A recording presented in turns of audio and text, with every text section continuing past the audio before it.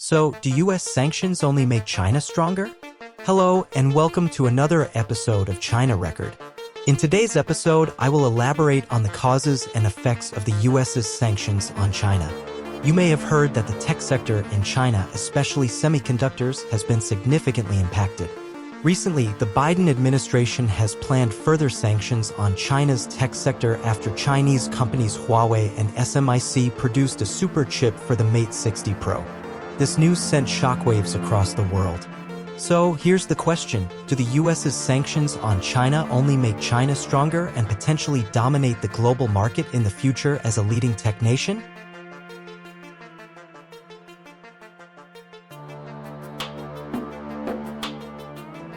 But first, let's look at China's semiconductor history.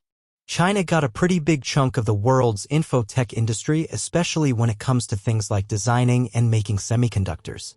In fact, they're the biggest consumer of semiconductors on the planet.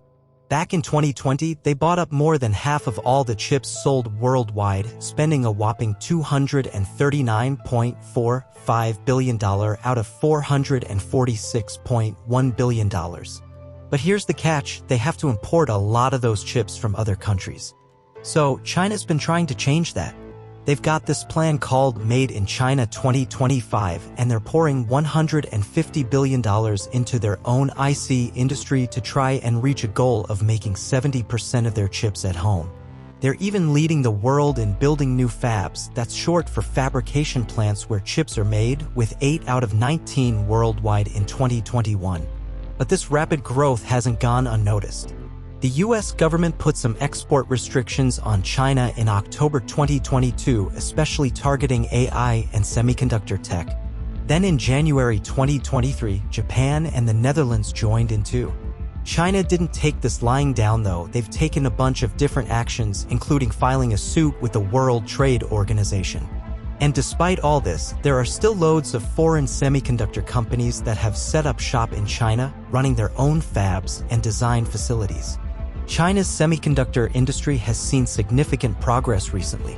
The Semiconductor Manufacturing International Corporation (SMIC), the largest chip maker in China, has reportedly achieved a major breakthrough. Tech Insight, a Canadian tech media outlet, revealed that SMIC had advanced its technology to a quasi-7-nanometer NM process, which might be a stepping stone for a true 7 nanometers process.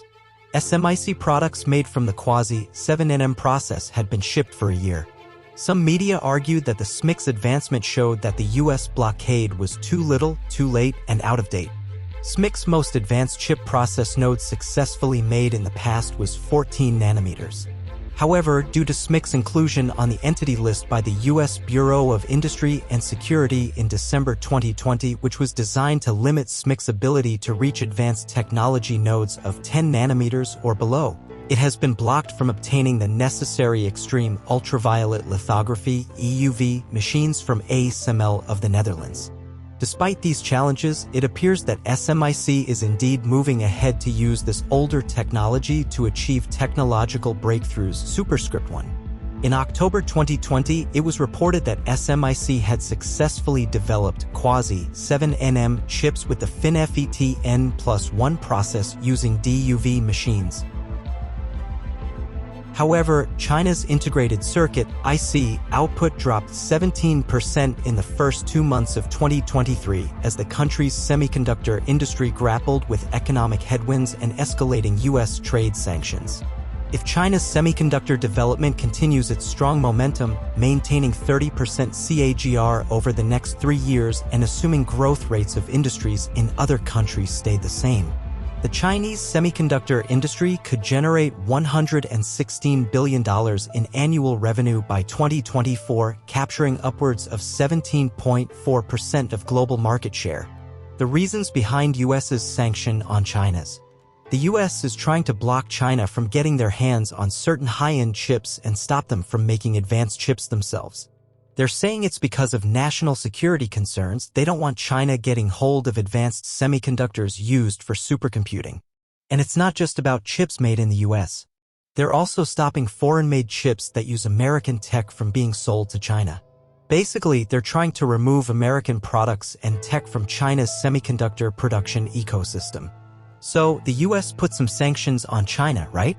And you'd think that would slow things down, but it's actually done the opposite. It's like poking a bear. Now China's really ramping up their own chip-making industry. They're hungry to make their own stuff and not rely on anyone else. Big tech companies like Qualcomm, Nvidia, and Intel are telling the Biden administration to think twice before putting more restrictions on China's semiconductor industry. They're worried it could backfire. You see, China is a big deal in the global semiconductor market. They make up about a third of it.